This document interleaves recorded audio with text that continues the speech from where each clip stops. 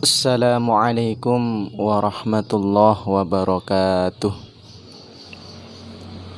Ila hadratin Nabil Mustafa Muhammadin sallallahu alaihi wasallam wa ala alihi wa azwajihi wa dhurriyyatihi wa ala jami'i ikhwanihi minal anbiya wal mursalin wasyuhada wassalihin wattabi'in wal ulama wal musannifin wa jami'il malaikatil muqarrabin khususan ila sultani awliya Syekh Abdul Qadir Al-Jailani radhiyallahu anhu ala jami' asatidina al-kiram wa nakhussu khususan ila Syekh Az-Zarnuji.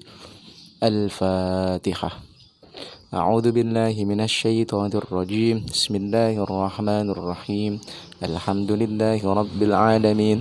Ar-Rahmanir Rahim. Maliki yaumiddin. Iyyaka na'budu wa iyyaka nasta'in. Ihdinas siratal mustaqim. Siratal ladzina an'amta 'alaihim ghairil maghdubi 'alaihim waladdallin. Amin. Nahmaduhu wa nusalli wa nusallimu ala rasulihil karim. Amma ba'd. Pada kesempatan kali ini kita akan melanjutkan ngaji kita, belajar kita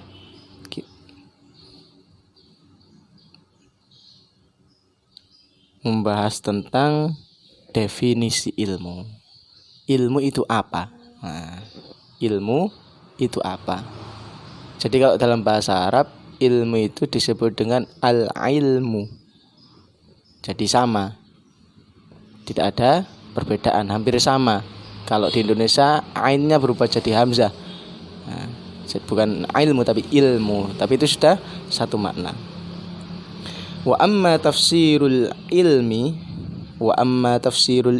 adapun tafsirnya ilmu. Tafsir itu pernah saya jelaskan di kelas. Apa itu tafsir? Tafsir itu penjelasan.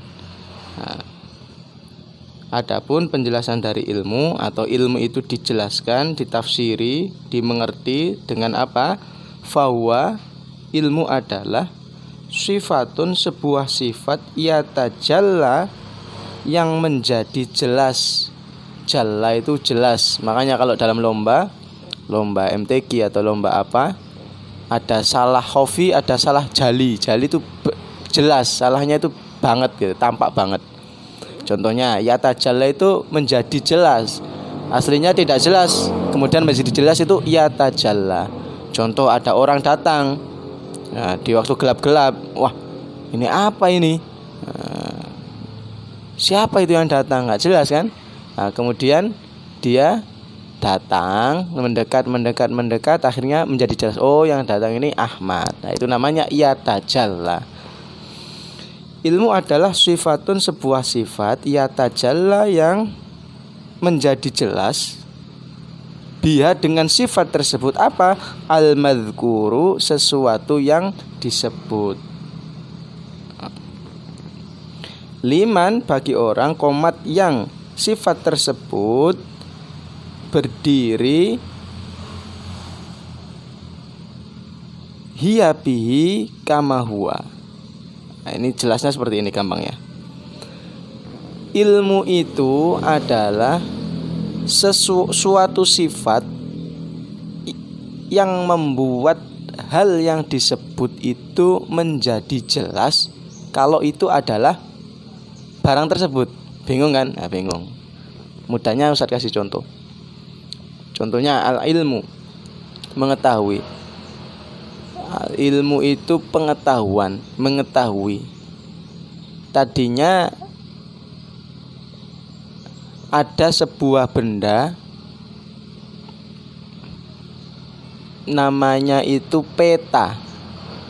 Nah, namanya itu peta. Lah, tadinya orang itu nggak tahu kertas ini apa sih. Nah, setelah dikasih tahu, oh kertas ini itu namanya peta. Peta itu untuk menjelaskan denah atau lokasi. Nah, sifat kertas itu disifati. Oh, kertas ini itu peta. Dengan ini orang itu bisa melihat atau mengetahui denah atau lokasi suatu tempat. Nah, sehingga orang yang dikasih tahu itu tahu, ini tuh peta. Jadi tahu. Paham maksudnya? Satu lagi ya. Ada kertas. Nah, kertas biasa. Orang nggak tahu loh, kertas ini apa? Kok ada gambar-gambarnya seperti itu? Nah, akhirnya orang yang tahu ngasih tahu. Oh, kertas itu yang ada warna hijau, ada warna biru, ada warna merah, ada bentuk-bentuk denah. Itu namanya peta. Peta itu gunanya supaya bisa mengetahui denah atau lokasi. Nah, itu namanya ilmu. Pengetahuan yang diberikan atau sifat-sifat yang diberikan sehingga sesuatu yang disebutkan itu menjadi jelas, itu namanya ilmu atau pengetahuan. Bisa dipahami ya? Nah, contohnya lagi, orang nggak tahu magnet. Nah, ada batu, orang awam ini orang yang nggak tahu ya, ada orang nggak tahu magnet, ada batu gitu tergeletak. Ini batu apa ya? Oh, itu namanya magnet. Batu itu kalau ada besi dia bisa menempel. Nah, ada besi bisa menempel. Dia punya dua kutub, sisi kutub utara dan kutub utara selatan. Kalau sesama kutub utara sama utara, dia tidak mau menempel. Nah, ketika disifati seperti itu sehingga orang tahu bahwa itu magnet, nah itulah namanya pengetahuan atau ilmu. Sebuah sifat yang dengan sifat tersebut sesuatu yang disebut bisa menjadi jelas. Bisa dipahami ya? Nah, ada lagi, contoh lagi, saya kasih contoh ya. Karbon. Oh, dulu itu ada namanya karbon. Karbon itu kalau sekarang kan ada fotokopi. Dulu itu belum ada alat fotokopi, itu ada namanya karbon. Jadi kalau pengen jiplak atau mencontoh sebuah gambar, itu belakangnya dikasih karbon. Belakangnya itu dikasih karbon. Kemudian gambar yang mau dicetak itu ditebeli, nanti otomatis tercetak di karbon lah.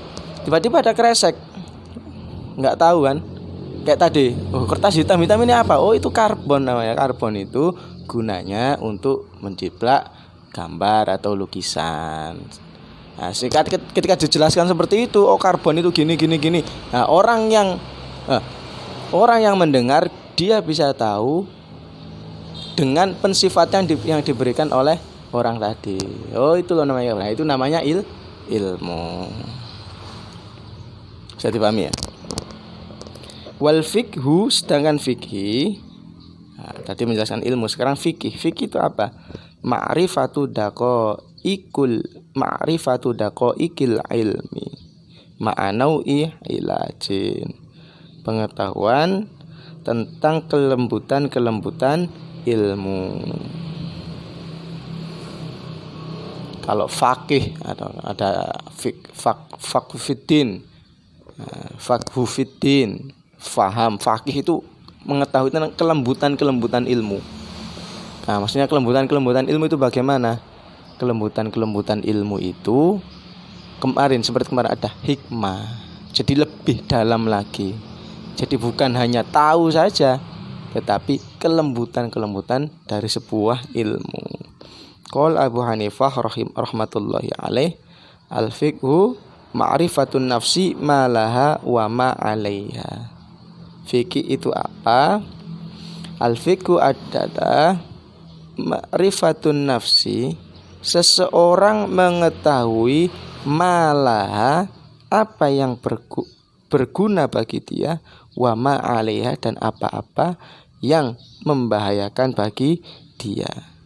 Laha wa ma 'alaiha, ini bagusnya bahasa Arab tuh gitu. Jadi la untuk hal-hal yang bagus itu pakainya laha.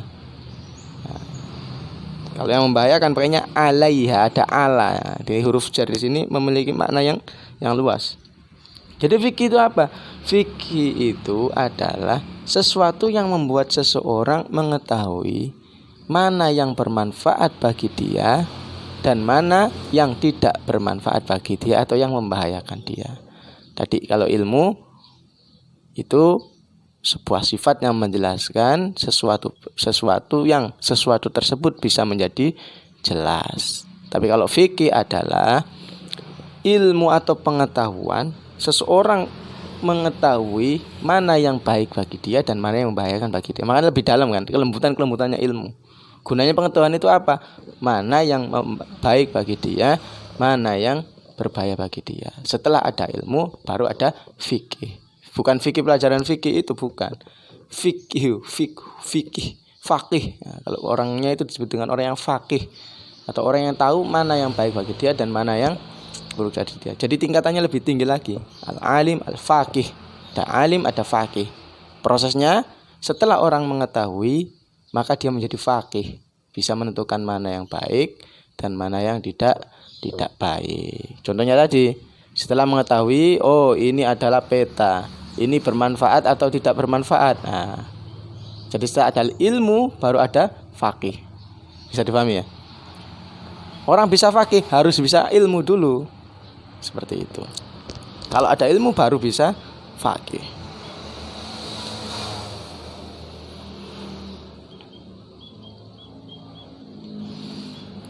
Wa qala mal ilmu illa lil amali bihi. Ilmu itu hanya untuk diamalkannya.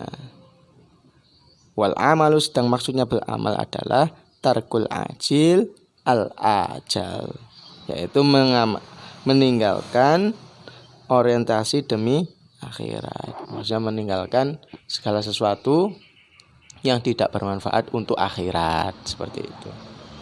Bisa dipahami ya?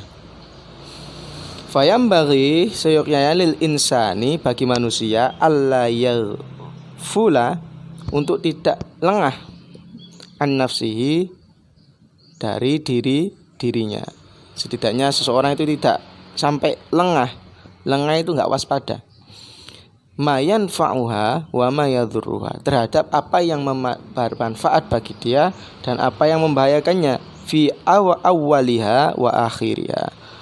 Maksudnya di awalnya dan di akhirnya itu apa? Awal itu kehidupan di dunia, wa akhiriha, dan kehidupan di akhirat. Jadi manusia itu enggak boleh lengah. Setelah ada pengetahuan, maka dia mengetahui mana yang baik dan mana yang buruk. Nah, manusia itu nggak boleh lengah dari apa yang membahayakannya dan apa yang bermanfaat bagi dia. Maksudnya apa? Contohnya, setelah mengetahui ilmu agama, dia jadi tahu, oh ini adalah perbuatan yang baik, sedekah itu baik, oh mencuri itu nggak baik. Nah, tidak berhenti sampai di situ, tapi juga mengamalkan, dipilih-pilih. Oh yang baik diamalkan, yang tidak baik ditinggalkan. Nah, itu namanya tidak boleh seseorang itu sampai lalai dari hal-hal tersebut. Makanya lah orang bisa seperti itu apa? Dengan ilmu. Kalau nggak tahu puasa, yang membatalkan puasa apa, akhirnya digasak semua.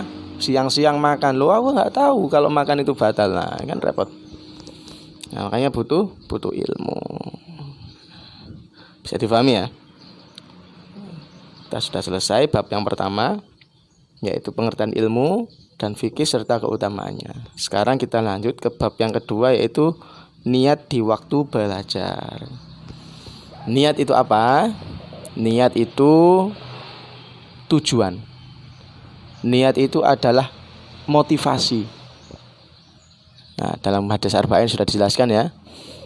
Nah, keuntungan niat. Niat itu adalah motivasi. Motivasi seorang itu niat, motif. Kalau kejahatan itu motifnya apa, niatnya apa. Nah, niat itu tidak diketahui kecuali oleh dirinya sendiri dan Allah.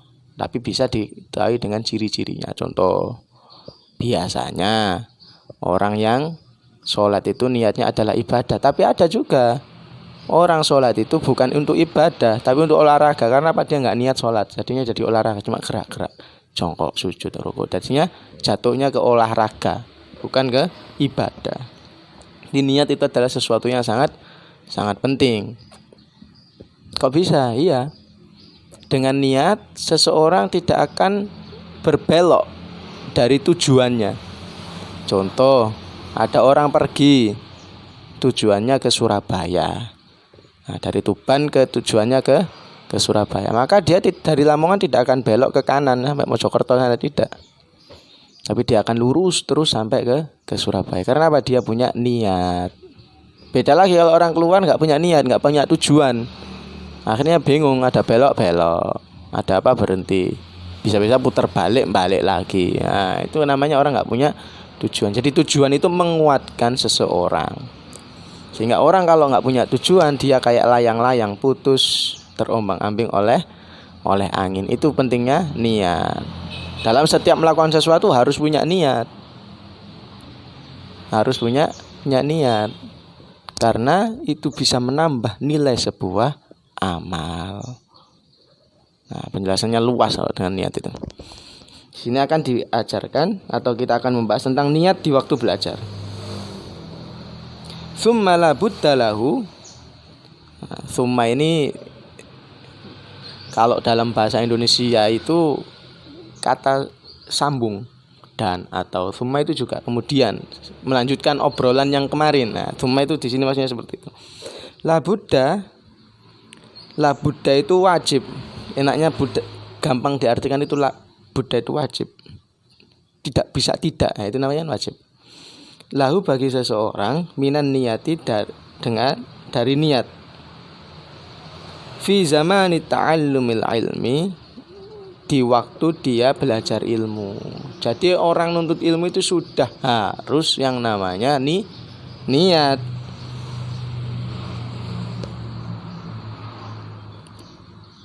Idzin niyatu hiya al-aslu fi jam'il af'al. Sebab niat itu adalah al-asl, pokok dasar fi jam'il af'ali dalam semua perbuatan. Liqaulihi alaihi salam innamal a'malu binniyat. Sebagaimana sabda Nabi sallallahu alaihi wasallam, sesungguhnya segala amal itu tergantung niatnya. Nah, makanya sudah pasti orang menuntut ilmu itu harus dengan niat. Kalau tidak diniati maka nanti akan sia-sia. Tidak jelas. Seperti Ustaz sampaikan tadi, dia akan terombang-ambing. Orang belajar ke sekolah, kalau dia benar-benar dari dalam hatinya diniati dia belajar, nanti sampai sekolah tidur. Nah, sampai sekolah bisa-bisa tidur. Bisa-bisa parahnya lagi sampai sekolah nggak tidur, lihat pulpen temennya di meja nganggur, diambil, akhirnya nggak jadi belajar kan. Jadinya apa? Ngambil barang orang, bukan dapat pahala malah dapat dosa. Makanya niat di waktu belajar itu sesuatu hal yang tidak boleh tidak atau wajib. An Rasulillah sallallahu alaihi wasallam, kam man amala yatasawwaru bi surati amalid dunya.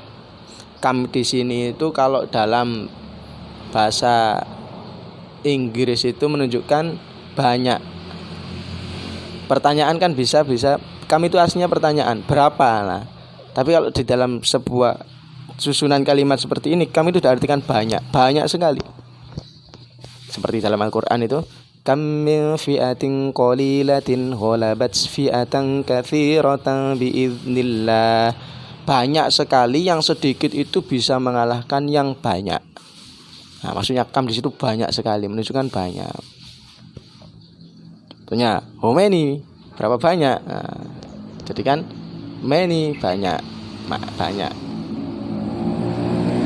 Atau menanyakan keadaan bagaimana, tapi kalau dalam sebuah susunan kalimat jadi menunjukkan sebuah keadaan, tapi bukan jadi pertanyaan.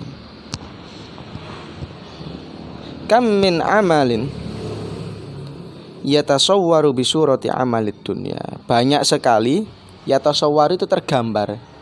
Banyak sekali amalan-amalan itu yang tampaknya seperti surati amalid dunya. Seolah-olah itu amalan dunya, enggak ada nilai akhiratnya. Tsumma yasiru bi husnin niyati.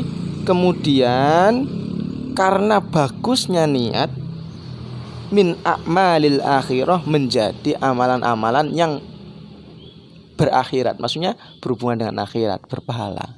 Contohnya, orang kalau jalan-jalan, refreshing, namanya refreshing. Ini enggak maksiat loh ya. Jalan-jalannya ke bioskop ke tempat dugem-dugem itu ya enggak jadi. Ini jelas-jelas dosa itu. Saat saya ke tempat dugem, lihat perempuan-perempuan tapi niatnya supaya lihat keindahan ciptaan Allah, itu nggak boleh. Yang buruk ya, Bu. Ini jalan-jalan ke Surabaya seumpama. Niatnya apa? Silaturahim sama yang di Surabaya. Akhirnya sesuatu yang biasa, dunia, jalan-jalan kok. Tapi karena bagusnya niat, diniati silaturahim. Diniati ini jalan-jalan supaya nanti seger badannya, supaya pikirannya nggak stres. Akhirnya ibadahnya nanti tambah lancar. Nah, itu jadi amalan-amalan dunia berubah menjadi amalan akhirat. Contohnya tidur. Orang tidur kan perkara dunia loh. Tidur loh. Tapi karena dia niati tidur ini supaya nanti malam bisa tahajud, bisa kuat meleknya. Akhirnya apa? Tidurnya pun dapat pahala. Karena apa? Husnin niat. Bagusnya niat. Begitu juga sebaliknya. Kelihatannya amalan-amalan akhirat, tapi dengan buruknya niat atau dengan tanpa niat nanti berubah. Jadi amalannya tidak amalan akhirat lagi. Contohnya sholat. Orang sholat kalau nggak diniati maka jadinya apa ya? Capek, jadi olahraga. Makanya niat itu penting. Orang puasa nggak niat, jadinya apa ya? Orang puasa dapatnya apa ya? Dapat lapar saja. Kelihatannya dia nggak makan, nggak minum, tapi lupa nggak niat. Akhirnya nggak dapat apa-apa. Seperti itu. Makanya apalagi belajar menurut ilmu adalah sesuatu yang sangat luar biasa. Maka sangat penting yang namanya niat. Paham? Nah, mudah-mudahan apa yang kita pelajari hari ini bisa barokah, manfaat bagi diri kita dan umat Islam. Wabillahi taufiq wal hidayah. Wassalamualaikum warahmatullahi wabarakatuh.